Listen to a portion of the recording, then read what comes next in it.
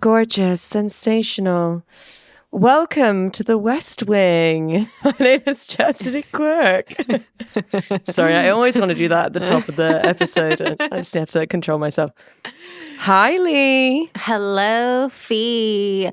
Are we feeling Arctic this afternoon? Honestly, I'm like basking in a sunspot like a cat right now. I couldn't be more at odds with the energy of this episode, quite literally. But I am. I'm just glad to be back in the West Wing. Thrilled, honoured, and perhaps, jazzed to be here. For season 4, episode 10 of The West Wing. We are absolutely storming through this season. We're halfway through already with Arctic Radar. And to be honest, dear listeners, I'm going to be absolutely frank at the top of this and say I do feel mid-season in this episode. Yeah. And I'm not saying that it's not a good episode. It's a touch of a lull. I don't think that Aaron can write a bad episode, quite frankly. No. But here... And hey, it's always fun to see our friends in the Bartlett administration. I'm never going to not enjoy that. It's nice to check in with some other storylines. But do I feel this episode is going to be making my top 5 come end of the season? I already have, unfortunately, 5 episodes halfway through the season that are ranking above it. So... And that's just us being honest. And I think in this day and age, honesty is the best policy. Really wish that some, leaders of countries would do that. Speaking of, we did receive some feedback, Fiona, that we have not been clocking our friend Bruno for being a misogynist as much in season 4. Okay. And I do feel that it's important to note we do not stand with Bruno's behavior towards women.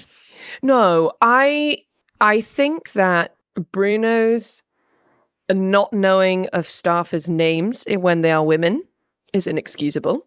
Inexcusable. He strikes me as someone who would tap an ass and be like, it's just the climate that we work in. And I think in a modern day scenario, 2026, I think Bruno would go to some kind of like workplace behavioral class. I wouldn't be shocked if, had he lived through to 2026, Bruno had been Me Too'd. Would not be a shocker to me. See, I don't think it's that. I think it's I just do what everyone else is doing, and then he takes like a class because he gets sent to one, and his world is cracked open. Yes. And he's like, what do you mean I've been making women feel uncomfortable? Which in itself is awful. When people are like, oh my God, I've been making you uncomfortable. And you're like, your lack of awareness is itself a red flag.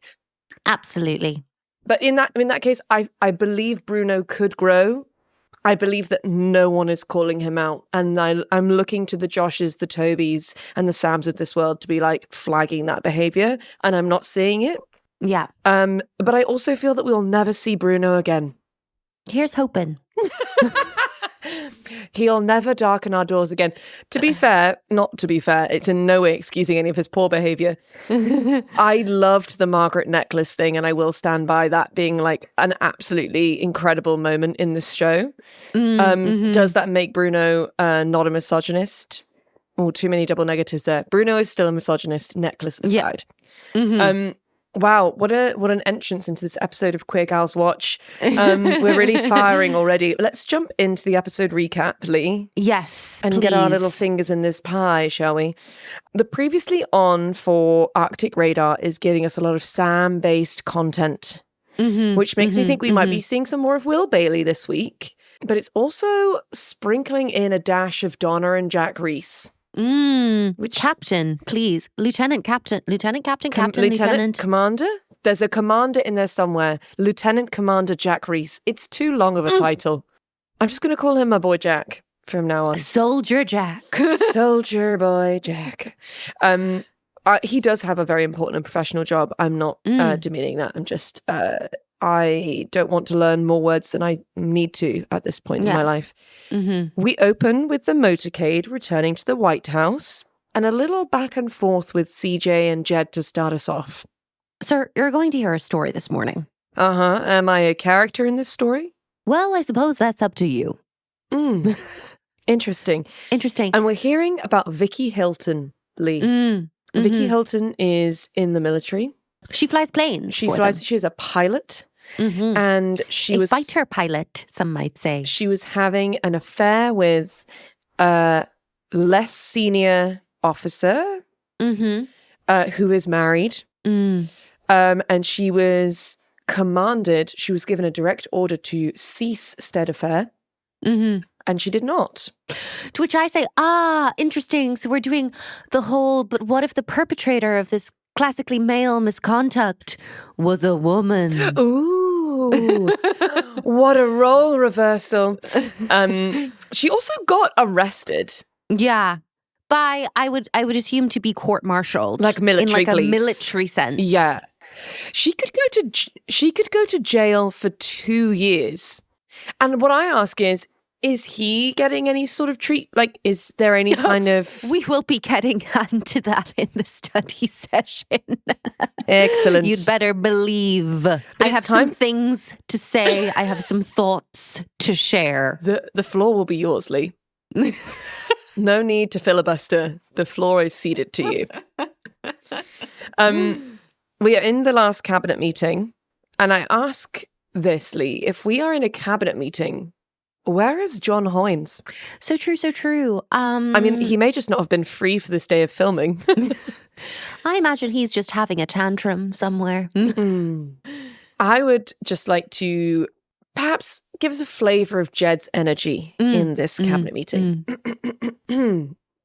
Good morning, Mrs. Secretary, ladies and gentlemen, and welcome to the final cabinet meeting of Bartlett 1. I don't know if this is true, but a presidential historian told me that this was the most stable cabinet since Hoover's, which is nice, but you got to think how many other jobs are really available. But here are the facts. You created... It's so funny. But here are the facts. You created over 9 million new jobs and the highest home ownership rate on record.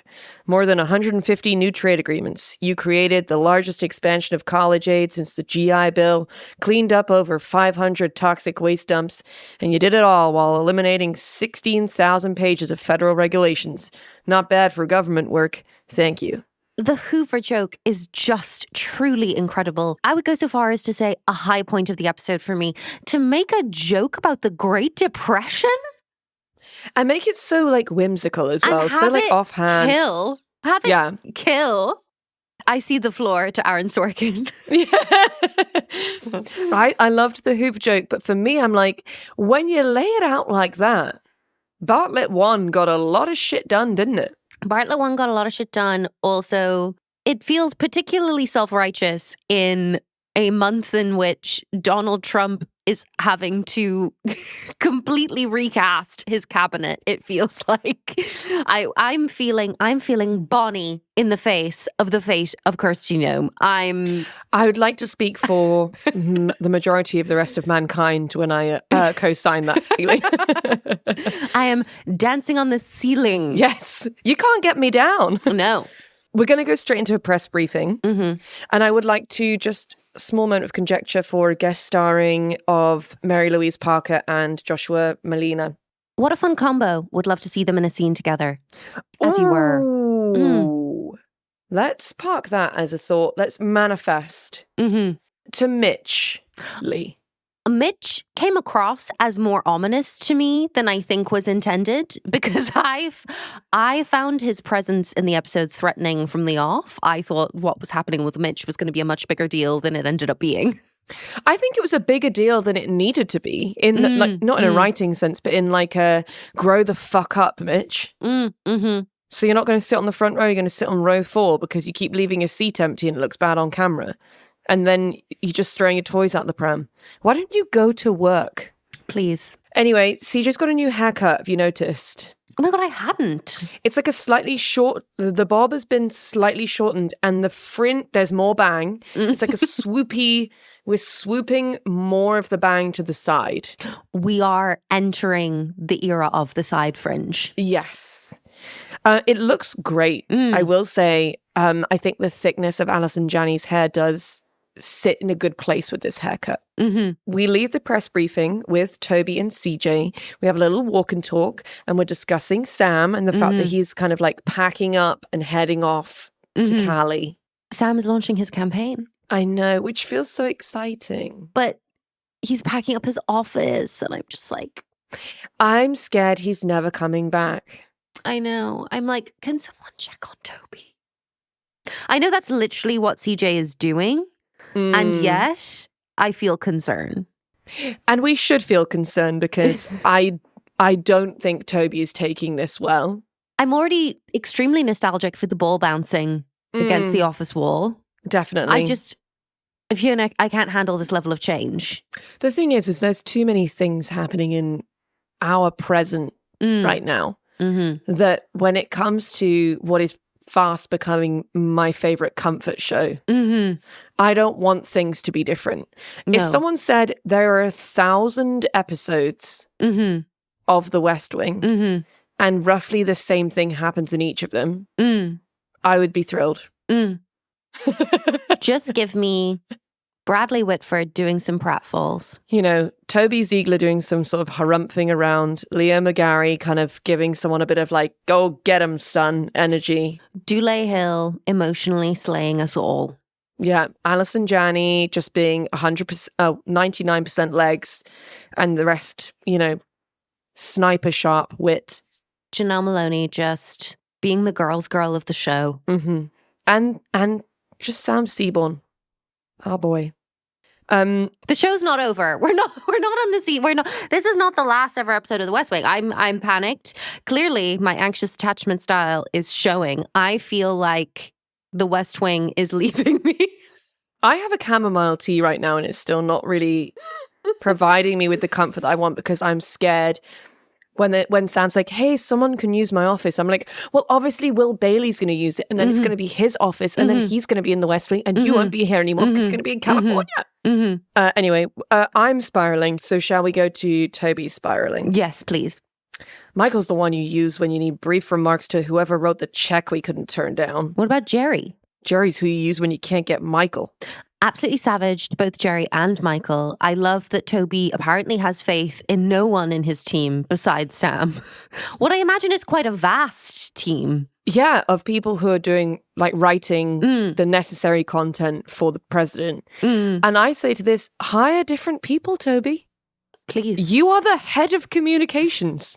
What happened to, like, I would die for you last season? Yeah. Oh my God, when he's sitting with his team and he's like, yeah, like, you're my guys. I love that Jerry and Michael were in that audience and Toby was just thinking, but not Jerry and Michael.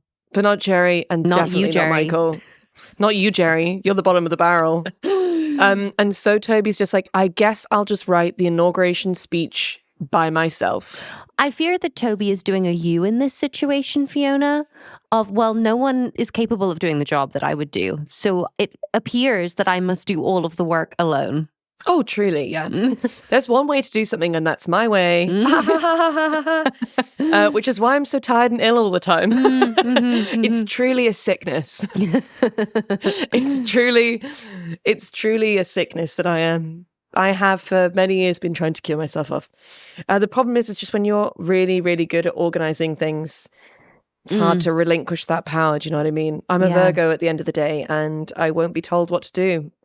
Yes, I'm saying inauguration speech because at this point I was pretty confident that they would be talking about the inauguration speech, like where we are currently. But should we go to Josh being so weird? Why are we so concerned about a Star Trek pin? So Josh goes to Donna and is like, can you talk to this new member of staff? Because there's like more people working in the office because the administration is like, we're going over into Bartlett too. And so there's lots of like different people around the place. A person is wearing a Star Trek pin. Some might say that's quite a discreet accessory. It's not like they're wearing an overtly like political badge, like a slogan badge or something. No. They're just wearing a pin from a TV show. And I was like, ugh, is this Josh being like, Star Trek isn't cool? And like, I'm kind of cool and I only want cool people to work here. Like, is he being a bit of a bully? It kind of feels that way. I didn't like it personally. I did not either. I really didn't know how to take it. The issue is the situation doesn't get better and we will circle back to the Star Trek pin. Hang on, I'm doing you a favor. Now you have to do me one. You're almost there, but you're not quite getting it. When it's something you're paid to do, that's not a favor. What do you got? Nancy McNally has a new military aide named Jack Reese, and we've talked a few times, and I want you to ask him if he likes me. Wow, I'm definitely not going to do that. How many girls have I gotten for you? Aren't these basically women who have come up to you and said, is that Josh Lyman?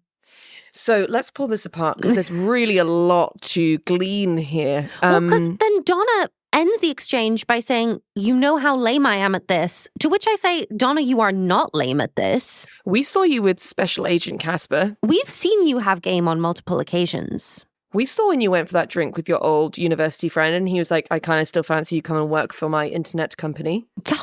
And I disagree, Donna. I disagree, you are not lame. And actually, I also think it's insane for Joshua Lyman to have the approach that he can get women by simply being Joshua Lyman. That's what he's saying.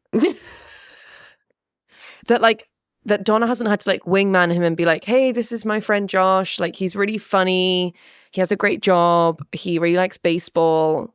He wants to be a pilot, maybe. Do we all recall the level to which John Amos was forced to be involved in his relationship with Amy? Like, do we all remember that? Does Josh remember that? I don't understand where he's got this idea that he's such a Casanova when we've seen him have one girlfriend and one ex-girlfriend for the entirety of this show and be borderline crazy in love with his assistant. We have seen nary a one-night stand. Actually, he's not out there Sam chatting up women. Seaborn has been much sluttier over the course of the season. Yeah, which I think, again, is why I love him. Yeah. You know, and he was just like, I guess I'll sleep with my boss's daughter. Like, in retrospect, that was crazy. It does really crack it open when you realize this about TV shows. Like, for example, the fact that I believe Charlotte sleeps with more people over the course of Sex and the City than Carrie Bradshaw does. 100%.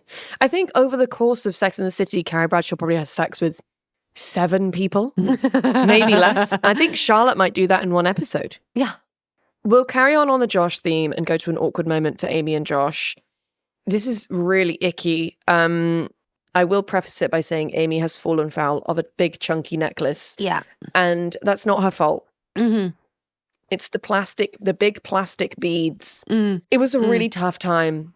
I can say nothing. I owned that necklace at the time. So. No, of course. I'm not saying I'm above the necklace. I wore the necklace. Mm-hmm. I made myself necklaces like that. Yeah, at jewelry making parties. Oh my God. Really took me back with that. Unbelievable. Yeah. There was a bead shop, not beads. Bees? Beads. Beads in the town that I grew up in. And there was no greater thrill, Leigh, than just popping in there and getting a little plastic packet, filling it up with beads. Oh, I can see a crafty Fiona Kingwell, crafty 16-year-old Fiona Kingwell being a danger to herself and others in a bead shop. Yeah. Honestly, I love a craft. So Amy is at the West Wing. Yes. She and Josh kind of having a back and forth about Vicky Hilton. Mm-hmm. And Amy's basically like, hey, I'm just going to say that, like, in terms of female support for Bartlett, where he stands on this is going to be quite impressionable because women were a huge percentage of the electorate that voted him in. Then Josh did an impression of Amy to her own face, which I didn't like. And the pause afterwards felt like it lasted about 1,000 years. Imagine doing that to your ex in a work context. Imagine. No. I mean, I'm one of those people that doesn't have any sort of salvageable relationship with any of my exes.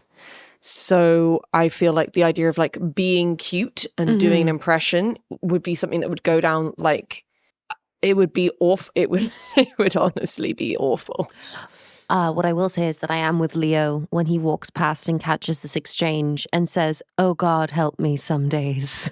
Correct. And I think that's all we need to say on the matter. The two must be stopped. I'm just glad that Josh got caught by his boss doing this. Yeah, it's embarrassing. But I like that Amy is on Vicky Hilton's side and is speaking for the women. For the first reference of the women. Another thing that I did not enjoy about this episode, just the context of the women. Oli, we've barely started. I'm not wearing any sleeves today, but I would be rolling them up. Yeah. You best believe. Sam has arrived in California and it's just arrives to applause, which is really nice. Not enough people clap when I enter rooms. Agreed. Thank you. Agreed. Will Bailey is going to Nice in France for his holiday. That's quite off-piste for me. I feel that we have been given this location so that we implicitly know that he will go on this holiday and he will not enjoy himself. Right. He'll just So be good. like in Nice, going like, well, this would be beautiful if I had someone here to eat cheese and drink wine with. But as it stands, I'm just in a market in Nice and I don't really know what to do with myself. I just think a lot of the time, myself included, when you're busy and tired, you think, I need a holiday where I'm going to be able to go around some museums, go on some hikes, really immerse myself in the culture. And actually, what you need to do is sit by a pool silently for 2 weeks. Yeah. And have an all-you-can-eat buffet every night. Maybe with some weepy reruns on the TV. Yeah, and just a good book. Not even a good one. Honestly, a trashy page turner with lots of sex in. 4 of those. A couple of daiquiris. I'm your gal. Will Bailey, he's wearing a Hawaiian shirt. I'm like, you're going to the wrong place. You're going to wear the Hawaiian shirt in Nice? I know, right? Put it in the bin. Put it in the bin. Hawaiian shirts are only for lesbians, and I stand by that. Yeah, and then it's going to be like a chic, vintage number. Gorgeous print. Yeah. Unbelievable. Yeah. Paired with an incredible jean or jort. Will Bailey says that he will be leaving in 3 hours. I knew that he would not be leaving in 3 hours. Yes. And Sam will see to that because Sam's like, hey, Toby's kind of like got a lot on his plate at the moment. You could fly via DC, just pop out, go over to the West Wing and just, cast your eye over some stuff that Toby's doing. Our gorgeous scheming Sam. Which is great. What I really was pleased to hear from the lovely Will Bailey was him saying out loud that he's been working nonstop and the work that he's doing right now is not his best work. He's admitting that he's burnt out and more people need to do this, myself included.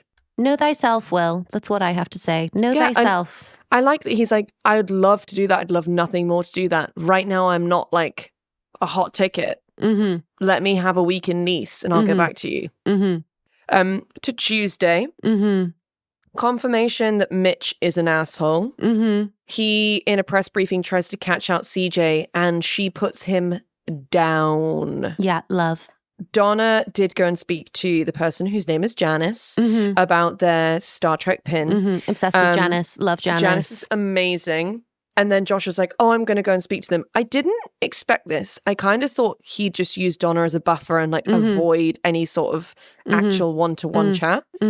So I'm kind of shocked, but maybe I'm pleased that he's actually going to go and talk to Janice face to face.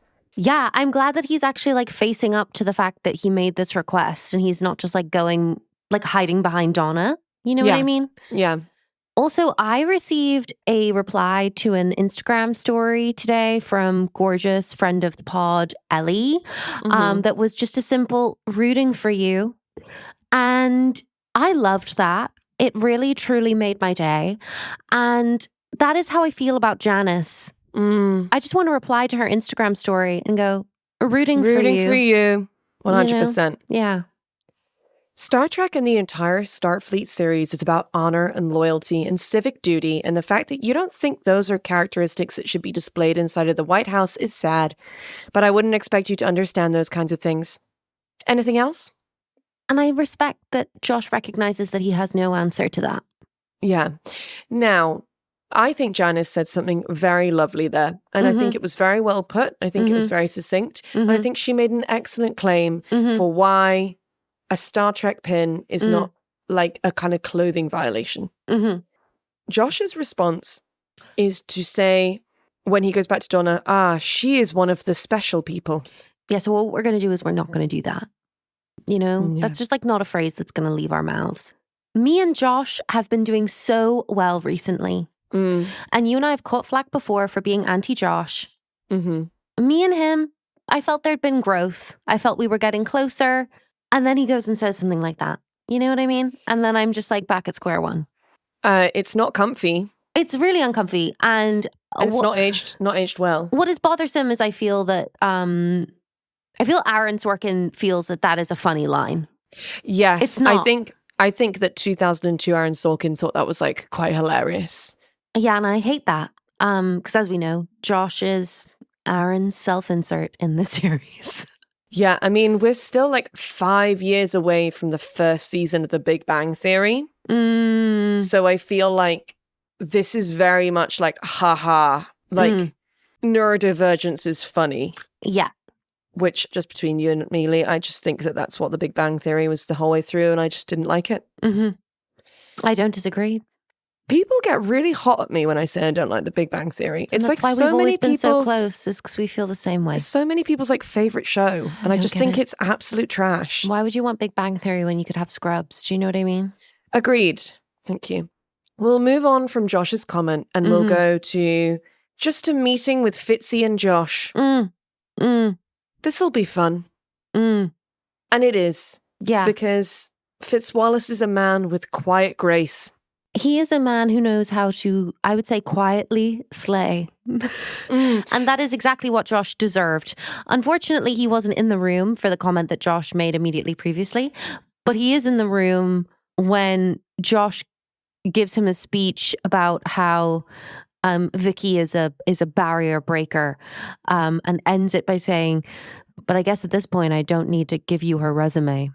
No, but you could tell me more about Jackie Robinson and breaking barriers. Slayed. Fitzwallace, slayed. Josh Lyman, as he has never been slayed. The delivery, honestly, from Fitzwallace destroyed me. Raised eyebrow. I would love to be called son by Fitzwallace. Yes. Also, I think being like, this woman is breaking boundaries, like the first African-American man to play in the Major Baseball League. Like, why are you so obsessed with baseball? Anyway. Unbelievable scenes. We love it. He does then call Josh son. And I do think there is some mutual respect between those two. Yeah. I think that Fitz tolerates Josh. Yeah. Because he doesn't see him as a threat. Yeah. Because it's like he's saying son, but what he means is, like, who's your daddy? Between the two of us, who is daddy? It's not you.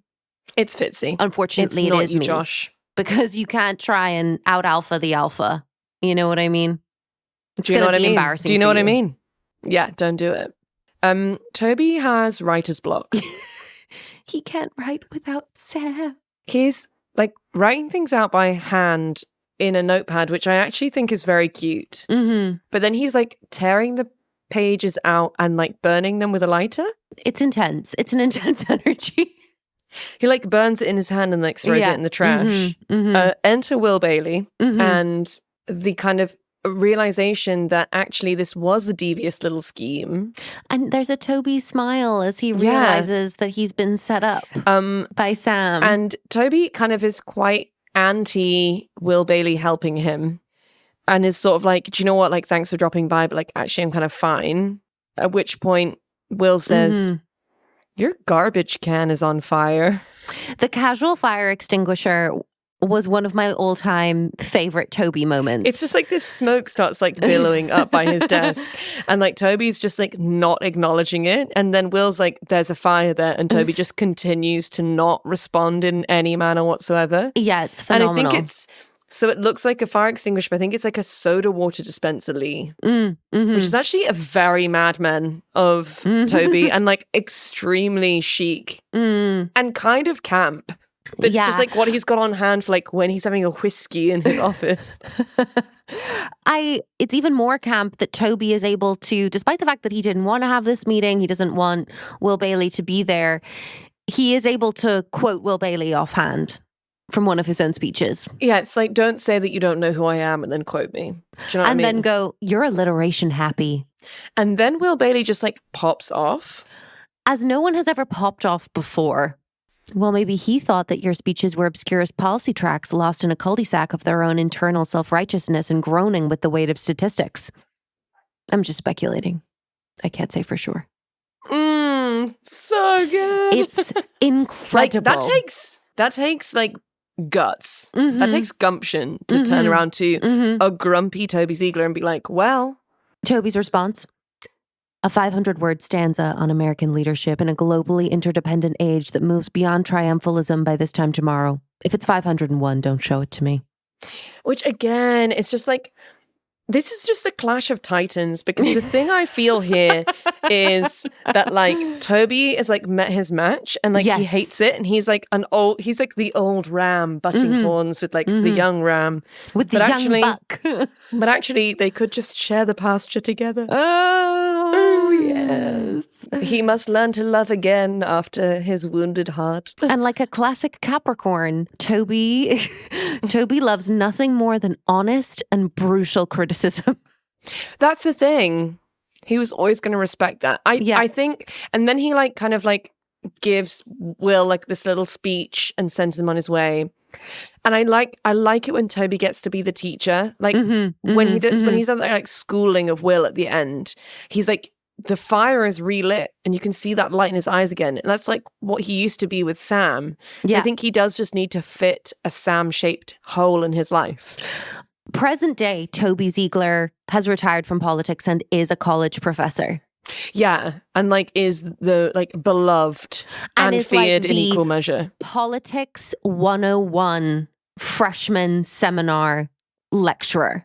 Still uses a chalkboard and everyone's like, are there no like digital notes? And he's like, absolutely not. Speaking of which, Toby, when Will Bailey leaves the room, burns his handwritten pages. It's very lesbian author coded. It's truly giving Emily Dickinson. It is, isn't it? I think there's something so teenage girl about it. I recall when I like found all of my teenage diaries. I think I was about 19 and I found them all and I read them and then I burnt them in the garden. I recall you doing this in university, in a break from university, and me thinking that was such a loss to history. And I was like, how could she do it? What secrets those pages held, Leigh. And honestly, the rereading of them, I think perhaps it was just me being like, oh, no. I don't need to read so many pages about how I felt about, you know, that particular girl that was in my class that year when we did this thing. We were just very close friends. Right. Walking and talking with Charlie and Leo. Leo is so right to do this. So something's going on, which is in New York. Lots of, it's like diplomats, isn't it? And kind of people visiting just leave their cars in New York and just get tickets because they know specifically like people going to the UN in New York. Yes. And so they'll just like get tickets because then they'll know that they never have to pay them. And I think the government kind of picks up the tab, the bill. Yeah. And Leo's like, look, I've got stuff to do today and I really can't let Jed get caught on this parking ticket thing. And that rings so true. I think that's such great writing because I'm like, Jed is such a little freak. He will no doubt be incredibly passionate about like parking legislation or something. Absolutely. In the sense of British comedian Joe Lycett. Yes. Very, very much like that. Like, I will be writing a very long email about this to someone and then I will be continuing to write emails to them until they respond to me. Yeah. Which we are completely obsessed with. Obsessed. Now, something that Leo is doing throughout this episode is just when he's bumping into people being like, so what's your take on the Vicky Hilton thing? Yes. Which I think is very interesting, kind of like political operative behavior. Yes. Because he's really we're getting a decent sample of different kinds of demographic responses. But Charlie Young, wise beyond his years, because what does he say? I don't think you can reasonably ask someone to control who they fall in love with. Oh my God. Too right, Charlie. It's so perfect. It's so simple. Why is it? Way to crack open the issue. Why is it always Charlie? Why is it always Charlie that's just there with just like the final word of sensibility? My God. Truly the Eleanor Dashwood of this TV show. Really? He really is. But shall we return to Toby not adjusting well to new people? No, so Toby's like, hey, this guy called Will Bailey's around and we like him. Like, he's like all ruffled. And there's some really gorgeous managerial handling from Leo where he like explains the issue, provides a solution, and then listens to Toby's emotional response. And it's like, okay. It's very dad. It's very dad energy. And then he asks Toby for Toby's response to Vicky Hilton. And it's so specific. It's so perfect in the same way that like Charlie's response was so perfect to Charlie. This response is so perfect to Toby. I think we invested time and money in teaching her how to fly a warplane, which it turns out she does very well. And there aren't many people who do that. So I'm going to go ahead and pick national security over caring who she sleeps with. Stunning. And then we start rolling into, and I quote, the woman problem. The woman problem, yes. Yeah, I agree, except I got a woman problem. It's just a very silly sentence. Because it presumes that the default American citizen is a man. And therefore we need to kind of not ruffle the women. Because we're so hard to handle. A bit of commotion for the fact that when he's talking to Toby, Leo's like, yeah, Geordie's been talking to me about this for days. Who's Geordie? Geordie? Your girlfriend? Do you kiss? Also implies that they've been having sleepovers if they're just like casually like talking. They're in love. They're so in love. Geordie? Are you kidding me? Stop it, you little rascal. Sorry, little rascal, using a little pet name, using a little baby name face. at work, in the workplace. I'm sorry. Geordie? You're just going to throw it in there?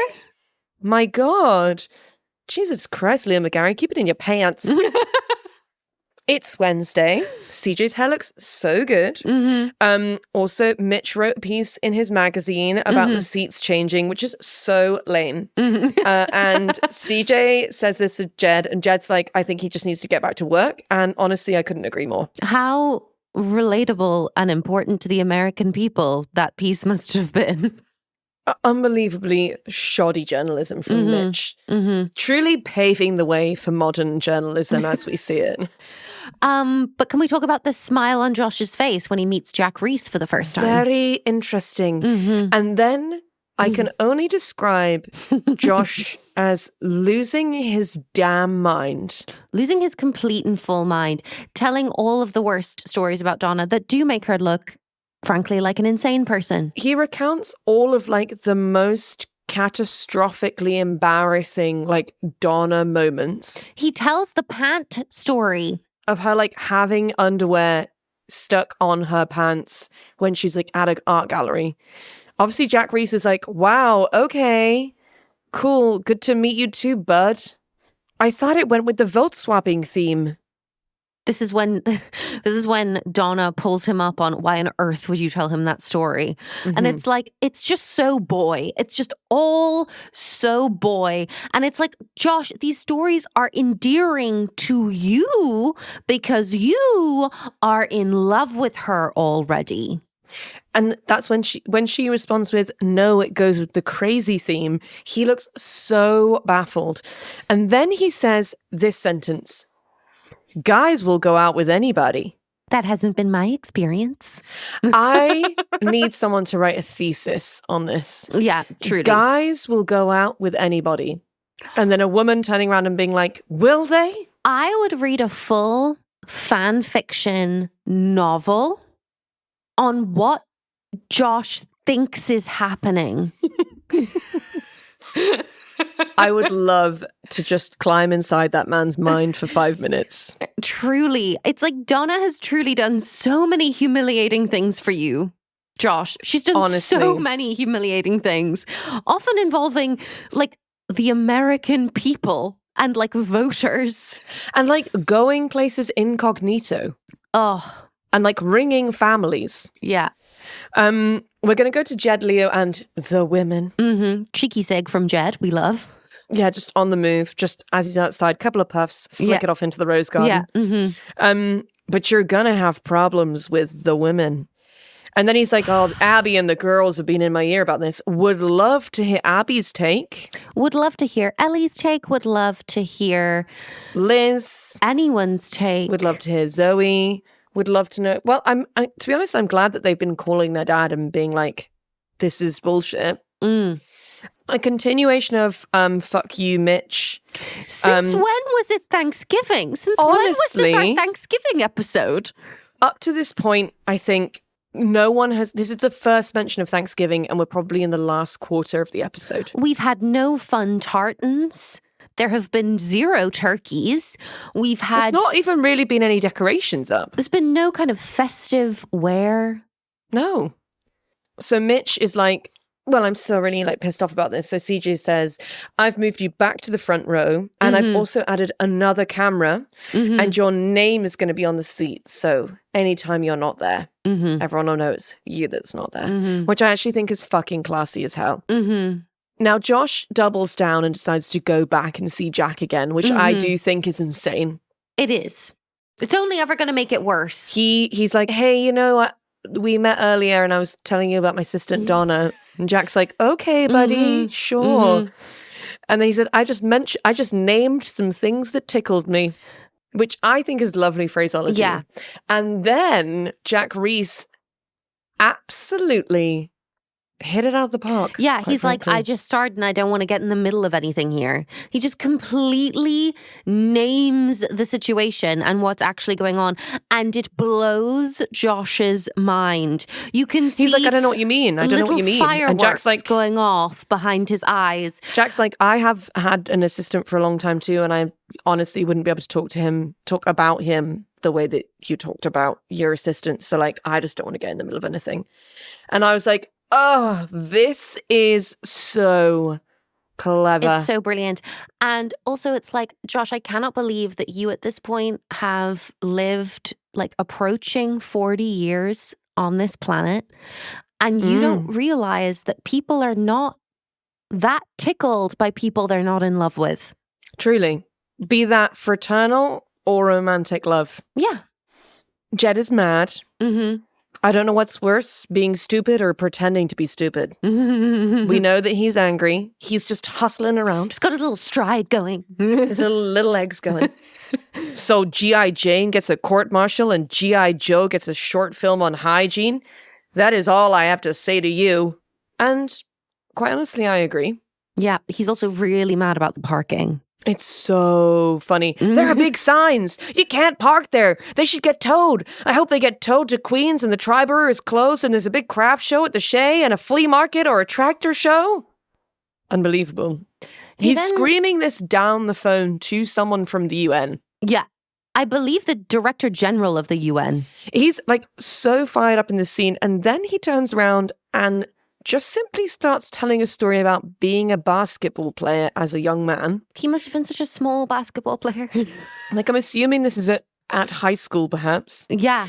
And it's a really roundabout anecdote for a very reasonable point, which is, look, in our administration, we shouldn't be scared to deal with difficult situations. So you think there's going to be some kickback about this Vicky Hilton thing? Good. We shouldn't be scared. You ready to saddle up? Well, I serve at the president's pleasure. Now, that's the gayest thing I've ever heard. That is so true. That is so gay. And I, frankly, again, will be getting that on a t-shirt. It's just very Brokeback coded. Just a little T. You ready to saddle up? Well, I serve at the president's pleasure. Because honestly, like the fire between them, if they'd like, that was an ass slapping moment. Like if they were walking past each other, they'd slap each other's asses. And I, frankly, I do allow that in the workplace. Yeah. That and that only. Then again, someone's like, hey, happy Thanksgiving. Can we have some Thanksgiving cheer? Can we have any at all? I mean, it's like Aaron remembered it's the Thanksgiving episode halfway through. Yeah, there are, up to this point, 2 characters have just simply said, happy Thanksgiving. That's it. We have a little touch base with Josh and with Donna. Those are good stories about you, though. Those stories would make me like you. You like everybody. Unpack that in therapy, Donna. Please. Take that back to the house share and let the girls eat. Yeah. 2 more Thanksgiving references and then just a moment with Janice. I love Janice. Janice is like, hey, I just like care about stuff. And then Josh Lyman goes for her in a very bizarre way. Coming for fandoms everywhere.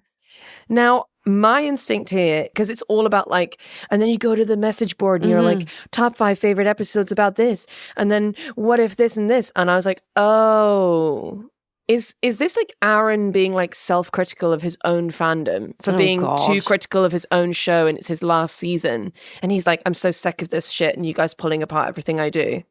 I don't know. Do you think? I just this whole little storyline really missed for me. I think Janice was a phenomenon and I was obsessed with her, but I was just annoyed by the whole exchange, to be honest. And on Thanksgiving of all days. I was truly like, fuck you, Josh. Yeah. To sweet Toby. The combination of the coffee and the empty beer bottle on the desk was very evocative for me. He's so deep in the weeds here. Like I am concerned. I'm waving a little white flag in the air because I'm scared that he's not asking for help. Will Bailey comes back and is like, hey, I kind of have like a team. I have someone that I work with. My stepsister, Elsie Snuffin. So I'm thinking maybe Elsie will make it to the West Wing. Obsessed. I'm so glad that she's continuing to be brought up. And then Toby performs a passage of script that undid me in many ways. This was, as I said up top, not my favorite episode.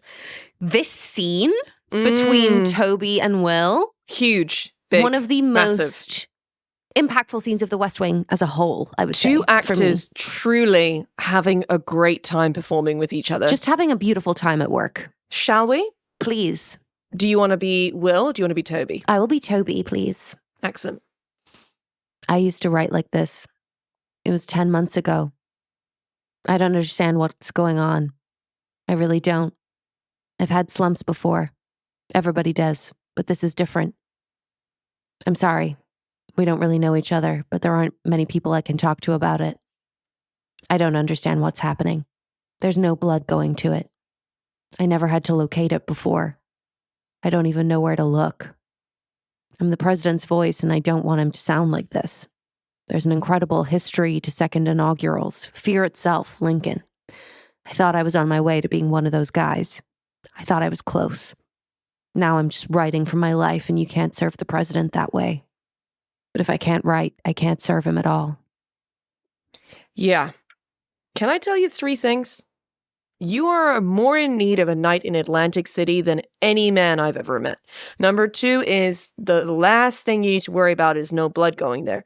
You've got blood going there about 13 ways, and some of it isn't good. Once again, I say Atlantic City. I'd say sit down at a table, go for dinner, see a show, take a walk on the boardwalk. That's hard. Board. Always, if you hit the R or not hit the R, boardwalk. And take a walk on the boardwalk and smell the salt air. But if you're anything like me, nothing after a sit down at the table is going to happen. What's the third thing? You are one of those guys. This is an inning of good relief pitching from a fresh arm. All right. Chances are you have certain qualities that are going to annoy me. I don't know what they are yet, but you have a certain quality of it all that says that even though you are a capitalist, you've been schooled in the Eastern philosophies. Incredible. Also, let's start using the term Eastern philosophies more. Please. What we've seen is the beginning of a beautiful friendship in that exchange. Truly. Also, a lovely conversation where Will is just casually talking about capacity and boundaries to the most stressed man in Washington. And also, we have the most spiky man there is, letting us see his vulnerability. And that's a beautiful thing. And then as Will gets up to leave, he's like, oh, by the way, Sam gave me this note to give to you. And Toby's like, you were here yesterday and you forgot it? And Will just turns around and goes, I'm not FedEx, which I actually thought was very funny. Yeah. And then he opens the note and it says, Toby, he's one of us, Sam. And I was undone. I was unspooled. I was unspooled because that note is truly Sam and Toby's equivalent of the napkin to Jed and Leo. And then I'm just like, let's go! Let's motherfucking go. End of episode. That's also, the cigar of it all from Toby. He's a man in his prime. He's fathering 2 children currently. to the quick fires. Please. Best fashion? Not a super fashiony ep, I feel. No. So I'm going to give it to Janice's Star Trek pin. Yeah, here's to Janice's Star Trek pin. I mean, I'm a big fan of CJ's new haircut, so I'm going to shout out that. And also, Donna had a nice like dark purple sweater and like a little like creamy tartany scarf as she was leaving at the end there. But really, we are going to raise an issue with this week's best fashion in that we should be talking about holiday wear and we're not. Yeah. What could a British or Irish politician never get away with? I think maybe like shouting down the phone about parking tickets to the Director General of the UN. Oh my God, yeah. I was just going to go with asking anyone to saddle up. Yeah. In that vein, queerest moment that never meant to be queer? It has to be the saddle up moment. Asking Leo McGarry if he's ready to saddle up is absolutely phenomenal. Best writerly moment? Ooh, I just think that I'm going to cop out and I am going to say that whole final scene between Will Bailey and Toby Ziegler. Agreed. And then I think I'm going to give an honourable mention to Jed screaming down the phone and there are big signs you can't park there. They should get towed. Yeah. Yeah, because unfortunately if a woman did that, people would have her committed because they would think that she had had a mental break. Yeah, being hysterical. Man, I feel like a man. I'm going to have to go with exactly what you've put in the shared doc, which is the references to, quote, the women and a woman problem. Yes. And that is all I will say on the matter. And I have a very clear moment that made me proudest to be an American. Is it the same as yours? It's certainly something in that region. Because mine is the opening and the reading of the note. Toby, Absolutely. He's one of us, Sam. Absolutely. I think maybe for me it was Will Bailey saying to Toby Ziegler, you are one of those guys. Yeah, beautiful. This is an inning of good relief pitching from a fresh arm. Yeah, which is very like, I'm here to help. I'm not here to step on your toes. Beautiful. Shall we learn? Please. I have so much to say. So I'm kind of in two minds about the whole Vicky storyline. Okay. Because I love that the girls are getting a chance to speak in defense of Vicky. But what I don't love is that what we've done is we've taken a very male issue in the military and we've done like, ooh, wouldn't it be interesting if a woman was the perpetrator? Yeah. It's a bit lame. It's a bit lame. So I want to talk about, and this is a quick trigger warning, if you want to just tap out post episode recap, we are going to be talking about some women who have had experiences of sexual assault. So if you want to stop listening here, you are welcome to do so. We will see you next week. However, 1991, Fiona, we have the tailhook incident. No one was ever convicted, but 26 women in the Air Force pressed charges that drunken male Air Force service members groped and assaulted them at the Tailhook Convention in Las Vegas. Yes, I recall reading something about this and you were like, God, I'm going to tell you about this thing the other day. We're not even there yet. Oh, God. Okay. Yeah. The Air Force general then revealed that in the 3 years prior, 8 male instructors had been disciplined for harassment at the Lackland Air Force Base in San Antonio, Texas. Then we come to the Aberdeen Proving Ground scandal of 1996. The Army announced that it was filing rape, assault, and sexual harassment charges against 3 male training officers at Aberdeen and was investigating at least 17 others. Time magazine wrote at the time, assuming authority that falls somewhere between in loco parentis and God, a training cadre must mold vulnerable young men and women, many of them barely out of their teens and away from home for the first time, into soldiers. Okay. So hoping to avoid the big scandal that Tailhook in 1991 had ended up being, the Army were quick to show a zero tolerance policy and to reassure the public about misconduct in the armed forces. So they set up a toll-free hotline which by November had logged 3,930 calls. Wow. Some of them were calling to report problems dating back to World War II. Wow. 101 were relating to Aberdeen and handed over to the Army Criminal Investigation Command for further study. After 12 weeks, this toll-free hotline had received 7,000 calls, including 1,074 allegations of sexual abuse deemed legitimate enough to follow up on. My goodness.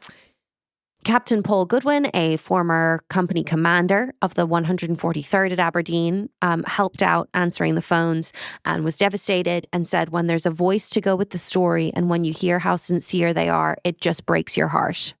Which is very interesting, in my opinion, because I feel like that's so often the line, isn't it? When people are like, oh, and then when I met them, it was so much more impactful. It's like, that's not the words themselves, like the actual... The statement should be enough. Yes. You shouldn't have to be moved by someone's actual voice. They should be able to write it down and send it somewhere, or only write it down once or say it once, and that should be enough. Charles Moskos, a military sociologist at Northwestern University, said, it is hard to believe that other drill instructors at Aberdeen were completely blind as to what was happening. I'm sure. A female officer with over a decade of service who said that she had experienced sexual harassment in the army agreed. She said, I was enlisted once and the leaders who sit around in the barracks popping a few tops know what's going on. I'll bet you $1 million some leaders knew what was going on for a long time. When you've got multiple assaults, it's obvious some of them are looking the other way. Wow. So under pressure, the military starts disclosing incidents at other bases. A drill sergeant at Fort Leonard Wood Training Ground in Missouri pleaded guilty to charges of having consensual sex with 3 recruits and trying to have sex with 2 other women. 2 other officers were awaiting court-martial, and there were 10 other cases pending. 2 of those drill sergeants were discharged and given prison terms for illegal sex with 9 female recruits. And by 1997, 28 instructors were under investigation for sexual misconduct. At Fort Sam Houston in San Antonio in December 1996, 2 sergeants were jailed and 5 disciplined for sexual transgressions with trainees on trips to Mexico to celebrate the completion of training. In Fort Jackson near Columbus, South Carolina, 64 people were punished for sexual misconduct occurring between 1995 and 1997. But the allegations at Aberdeen were the most troubling because in every case, they involved relationships between trainees and their direct commanders, which is a violation of military rules, which forbids even having consensual sex between a superior and a subordinate in the same chain of command. Right, yeah, because then where do you report to? Because you can't report what's and it also, even if it's a consensual affair, it interrupts the chain of command because now you have a different power relationship. The person who kind of set all of this off was Private Jessica Bleckley, who was 18 years old and came forward to accuse Staff Sergeant Nathaniel Beach of sexual assault. Her allegation then sparked many others, mostly against Staff Sergeant Delmar Simpson, who was a 12-year Army veteran at the time and was eventually charged with sexual assault of 10 women, 5 of them more than once, until just before he was suspended. And according to Army documents, he told one of these trainees, if anyone finds out about me having sex with you, I'll kill you. Okay. The Army jailed Simpson in September 1996, pending a court-martial, and he faced an array of charges to do with sexual assault. The court-martial jury sentenced him to 25 years in prison. The jurors also ordered that Simpson be dishonorably discharged and reduced in rank. The prosecution argued that the jurors should give a maximum penalty of life in prison, arguing that it would send a message to other military personnel. But Simpson's defense attorney, Frank Spinner, argued that the public allegations in and of themselves had taught him a lesson and that the jury should therefore show compassion by having no jail time. He's quoted as saying, "The first step towards rehabilitating a broken, humbled, defeated man is compassion. There isn't anybody left who doesn't know that Delmar Simpson is convicted of raping 6 women 18 times. I actually don't know what to say to that. Yeah.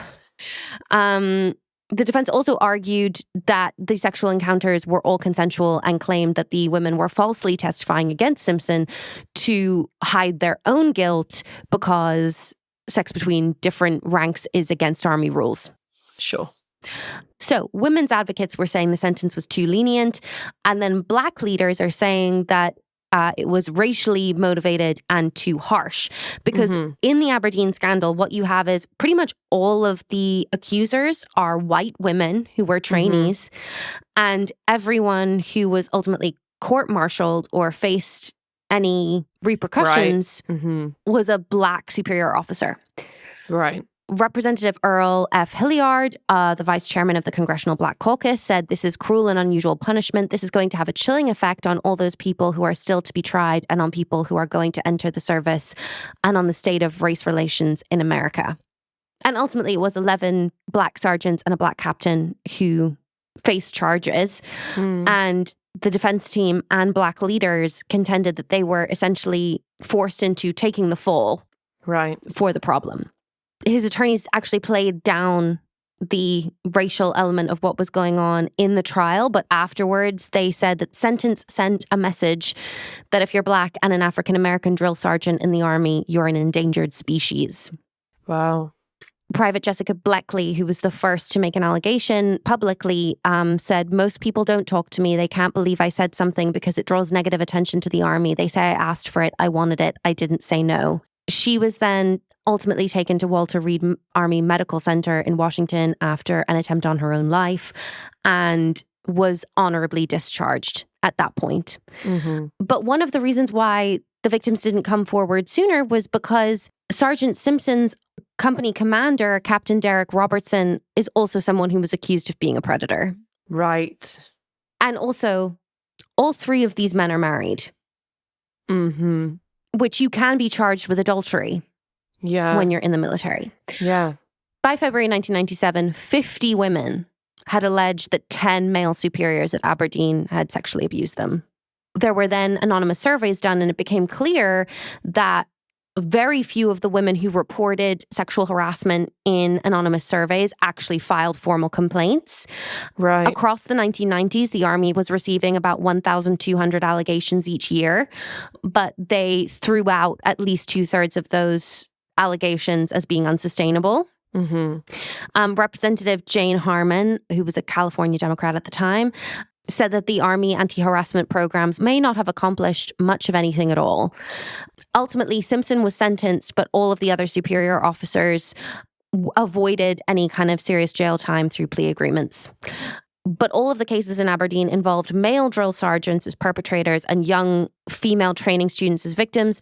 And all of the perpetrators were discovered to be in what was essentially a crime ring called playing the game, GAM, game a la military.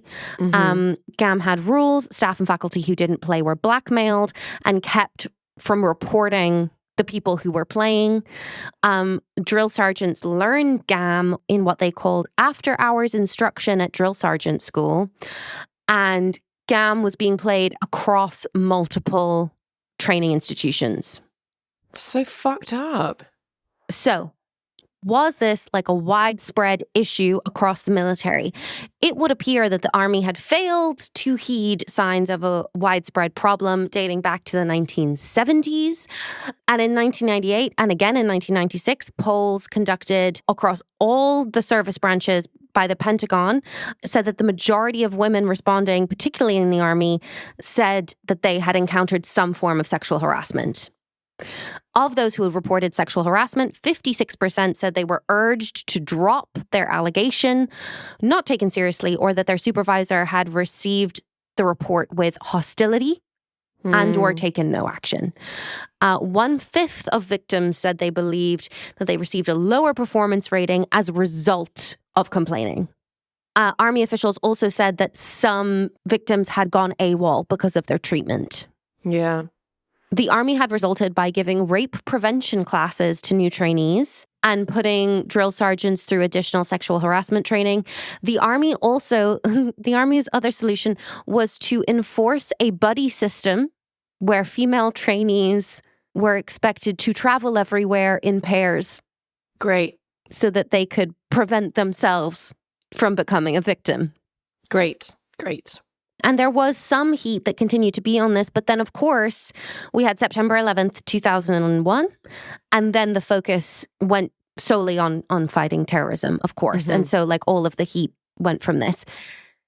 Finally, in 2012, then Defense Secretary Leon Panetta directed the military to collect sexual assault data, and President Barack Obama told military leadership that he wanted full attention on preventing sexual assault within the military. Based on published statistics, it appears approximately 400,000 service members were victims of sexual assault between November 7th, 1996 and 2016. That's quite the statistic. And that's just those who actually said something. Yeah.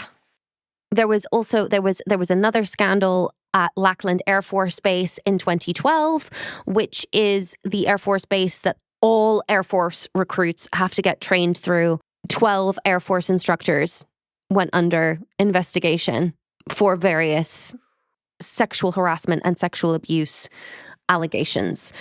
Representative Jackie Spear, Democrat of California, said the fact that they have identified in the investigations 31 victims, but only one has come forward, should tell us all we need to know. It is not safe in the military to report a crime of rape.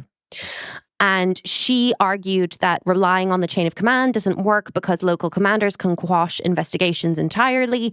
She introduced legislation that would set up an independent authority in the military for sexual assault. And in the summer of 2012, Defense Secretary Leon Panetta announced that there would be special victims units deployed with trained professionals at various bases around the world.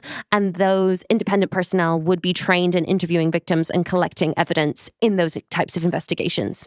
But I would briefly, before we close, like to talk about a very impactful documentary, which I watched, all about this issue, called The Invisible War.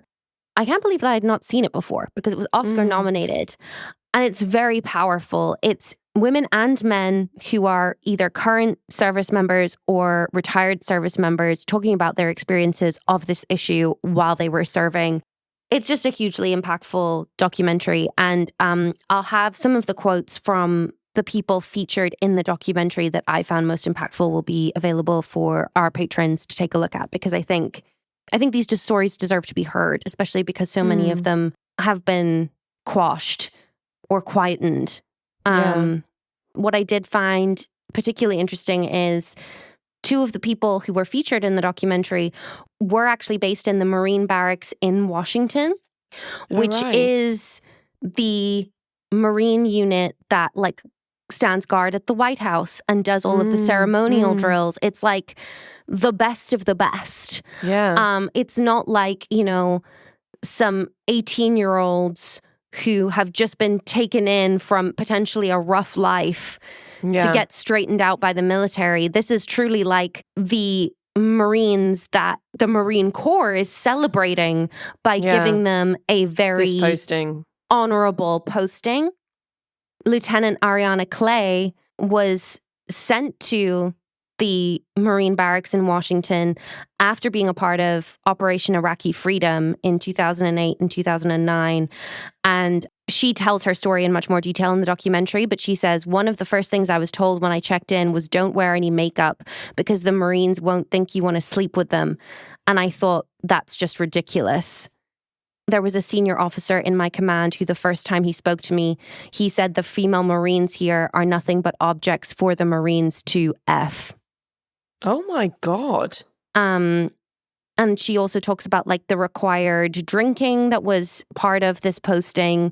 Her husband, Captain Ben Clay, said, my wife went to war and gave 9 years of her life. For them to take it and come back and say, they called you a whore, they called you a slut, they called you a walking mattress. It's documented over and over and over again, but you deserved it. And when you complained about it, you were welcoming it. Wow. That's unbelievable. Mm-hmm. So I would really recommend that. It's a tough watch, but I would really recommend that people watch that documentary, because I think also these women have been so brave in telling their stories and in fighting for a cultural change so that future generations of soldiers do not have to go through what they went through. And the documentary truly features women from all of the service branches. So it goes to show this isn't just an army problem. This isn't just an Air Force problem. This has been systemic, and it has happened across all branches of military since, women have been allowed into the military. Yeah. And it's just crazy when you hear stories about like people arguing that someone is welcoming sexual harassment by wearing a regulation skirt that is part of their uniform. Yeah. I think that context is maybe part of why I found some of the like, ooh, isn't it an interesting discussion point? When, part of this episode a little bit tough, because you kind of think like Aberdeen had already happened at this point. Yeah. And also the two women who are featured who speak about being at Marine Barracks, Washington, two of them talk about the fact that the person who sexually assaulted them was married. And in both cases, the woman was facing adultery charges, not the man who was married. That's very interesting. Who was a superior officer. And it's like, if you're not the one that is married, why are you facing the adultery charges? It just goes to show that there's like a really embedded attitude 100%. that the woman is the aggressor in the situation. You know and what I mean? also the instigator, always. Yes. Who also, by the way, has significantly less power than the superior officer who is in control of their whole career trajectory. It's insane.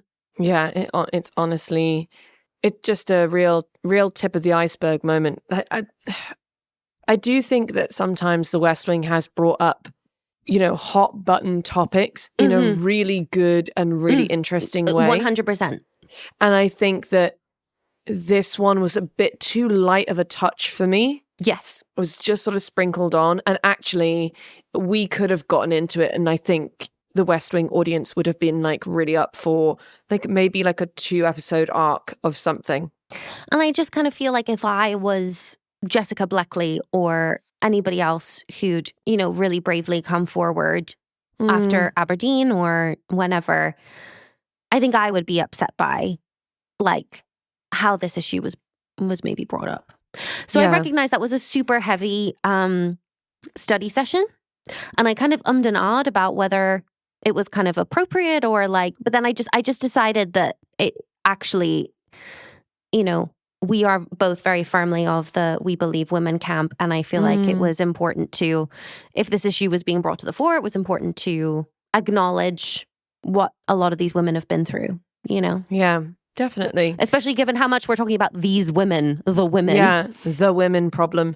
Thanks for the documentary recommendation as well. I highly recommend. But shall we come back next week and do this again? Let's do it again, because next week will be Christmas. It will be the Christmas episode. It's Christmas time. If we know anything, it's that Aaron Sorkin will absolutely skewer us. I can't wait to cry. I'll see you next week. But if people want to find us in between then and now, how can they do that? You know what? I'm going to say screw all of the stuff we normally say. And I'm going to say, you know what you can do for free without costing you a dime? Is you can rate this podcast and review it on whatever platform that you listen on, which will help more people to find the podcast. Thank you so much. And we'll see you next week. See you next week. Bye-bye now. Bye.